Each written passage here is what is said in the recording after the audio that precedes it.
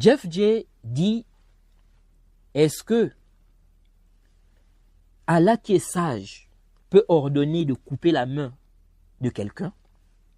Ce à quoi nous répondons, oui. C'est même cela la sagesse ici. C'est justement parce qu'il est sage qu'il a ordonné de couper la main du voleur. Si tu n'as pas compris le bien fondé de cette sentence, assieds-toi auprès des savants, ils vont t'expliquer. Sachant que la sagesse est apparente.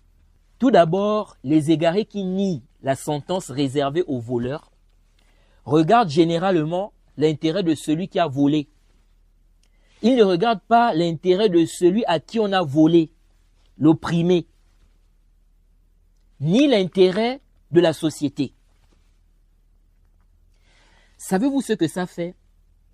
Lorsque vous avez travaillé dur pendant 15 ans, par exemple, pour économiser de l'argent, afin d'acheter un terrain et de construire votre maison pour mettre votre famille à l'abri, et que quelqu'un vienne vous les voler. Savez-vous ce que ça fait? En un jour, tout cet argent s'envole. On vous les vole. Est-ce que vous imaginez ce que ça fait? Savez-vous ce que cela fait lorsque vous travaillez dur pendant un mois afin d'avoir votre salaire? Et le jour même où vous recevez votre salaire, on vous le vole. Et vous avez toute une famille à nourrir. Savez-vous ce que ça fait lorsqu'on vous vole des millions de francs CFA ou des millions d'euros? Savez-vous ce que ça fait lorsqu'on vous vole une voiture que vous avez achetée à des millions de francs CFA ou d'euros? Savez-vous ce que ça fait lorsque vous avez économisé pendant des mois pour acheter un ordinateur pour vos études et on vous le vole du jour au lendemain comme ça? Savez-vous ce que ça fait lorsqu'une femme n'a personne pour s'occuper d'elle et de ses enfants? Ses filles sont obligées de faire du commerce le soir, après les cours, pour aider leur mère et payer leurs études. Et quelqu'un vient, il casse la fenêtre, il casse le coffre et il vole toutes leurs économies. Vous savez ce que cela fait? Ta fille est malade. Elle a une maladie grave. Elle doit être opérée dans 7 mois. Tu as économisé pendant 6 mois. Et en un jour, quelqu'un vient, il te vole tout cet argent-là. Tu te retrouves sans argent, en train de regarder ta fille mourir, car tu n'as pas de quoi payer l'opération de ta fille. Et personne ne peut t'aider là où tu te trouves. Vous savez ce que cela fait? Peut-être quand ce genre de choses va vous arriver, ou pire que ça, vous comprendrez le danger du vol dans la société. Le vol que vous voyez là, le vol peut détruire des rêves en une seconde. Sans oublier que le voleur peut être emmené à tuer, à blesser, à terroriser, à casser des choses de grande valeur. Car il veut quoi? Il veut prendre ces biens-là. C'est un grand danger pour la société. Le vol, c'est quelque chose de dangereux. C'est dangereux pour la société. C'est dangereux pour les gens.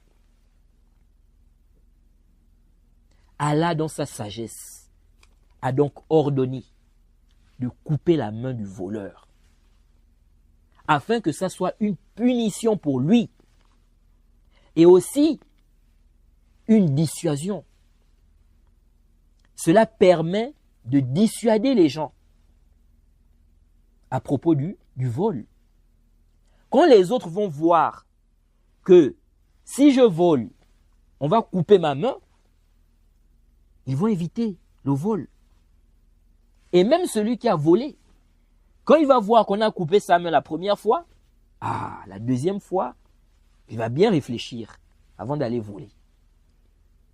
Est-ce que vous voyez? Tu nous parles de marquer les mains. Qu'est-ce que c'est? Qu'est-ce que ça fait? Comparé au fait de couper la main. Le Créateur est sage. Il connaît ses créatures. Il sait ce qui convient. Le vol est un péché dangereux qui a de grandes répercussions négatives dans la société. Cela sème la peur. Ça perturbe psychologiquement. Les gens ne sentent pas que leurs biens sont en sécurité. Le voleur peut tuer, il peut blesser pour atteindre son objectif. Même si au départ, il ne voulait pas blesser ou tuer. Mais il se retrouve dans une situation où il se dit, là, si je ne fais pas quelque chose, on va m'attraper. Voilà comment il va tuer, il va blesser.